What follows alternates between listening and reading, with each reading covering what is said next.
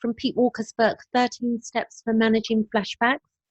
And I'm going to put, he does say here that focus on the bold print when a flashback is active. So what I'm going to do below this post, I'm going to put the link from his webpage that leads you to a PDF at the bottom of the link.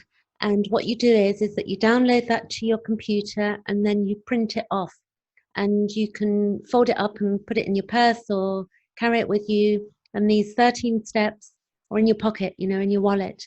And these 13 steps, have you been through complex PTSD, meaning that if you've experienced that in your life and you have that, then you're going to have a tool that you're going to get used to, and you're going to be able to haul yourself back in and not go into the full fight, flight, freeze, fawn mode. So it takes time to psychoeducate ourselves, and this is psychoeducation to help those that want to heal the part of themselves that still has flashbacks and, you know, not knowing what to do. So I'm just going to read through this list. It's a really short video, and the link's going to be below. And please subscribe if you like this video. And I'm going to start with number 1. So what you do is that if you go into a flashback, you begin to educate yourself, and by reading this list, you say to yourself, I am having a flashback. Flashbacks take us into a timeless part of the psyche that feels as helpless, hopeless, and surrounded by danger as we were in childhood. The feelings and sensations you are experiencing are past memories that cannot hurt you now. So we really need to understand that past memories cannot hurt us now, but a flashback feels like, when we're in it, that we're reliving something. When we may not know exactly what it is, but it's a really deep feeling.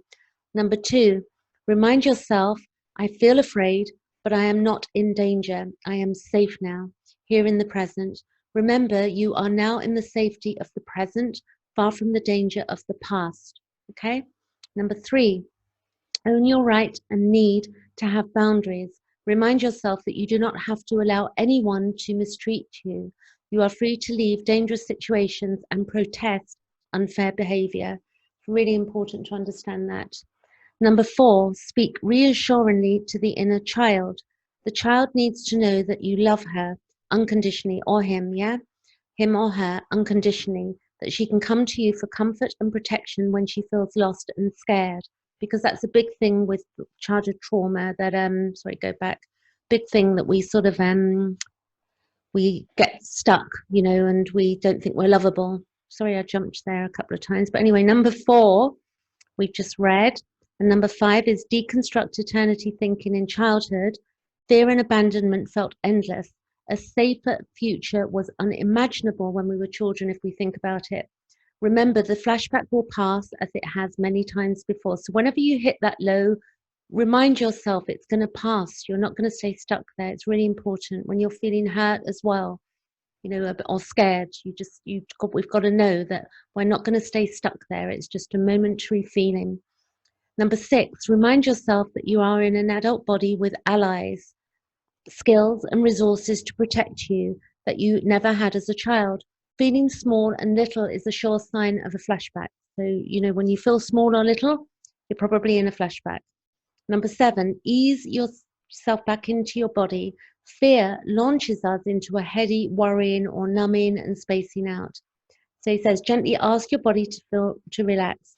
Feel each of your major muscle groups and softly encourage them to relax. Tighten musculature, sends unnecessary danger signals to the brain. So you can breathe deeply and slowly. Holding the breath also signals danger. So when you're holding your breath, watch your breath. When we hold it, you know, it's a sign that we're feeling danger. Slow down. Rushing presses the psyche's panic button. And then he says, find a safe place to unwind and soothe yourself. Wrap yourself in a blanket, hold a stuffed animal, lie down in a closet or a bath, take a nap. Feel the fear in your body without reacting to it. So fear is just an energy in your body that cannot hurt you if you do not run from it or react self-destructively to it. So it's okay to have all of your feelings and feel them, you know, whether it's sadness or whatever it is. Number 8, Resist the inner critic strategizing and catastrophizing. Use thought stopping to halt the endless exaggeration of danger and constant planning to control the uncontrollable. We can't control everything, hey? We've got to know that.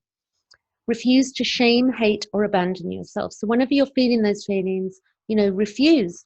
Don't allow the shame or the hate or abandon yourself.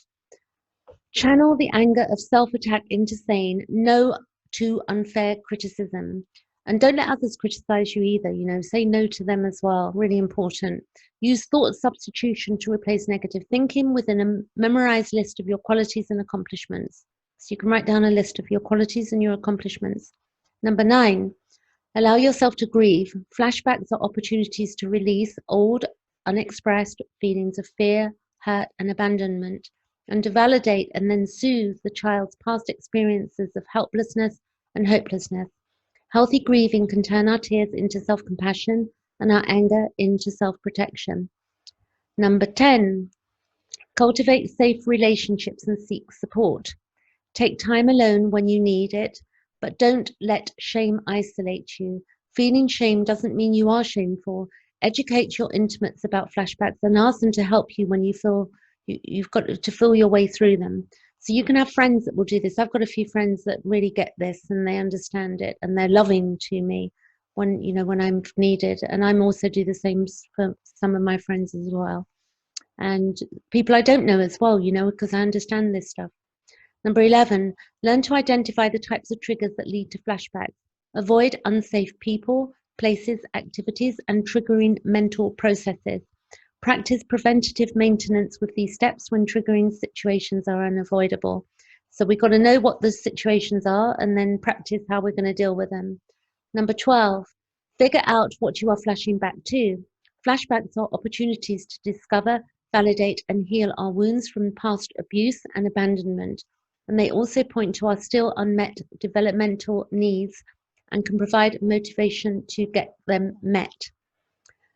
And number 13, be patient with the slow recovery process. It takes time in the present to become unadrenalized and considerable time in the future to gradually decrease the intensity, duration, and frequency of flashbacks.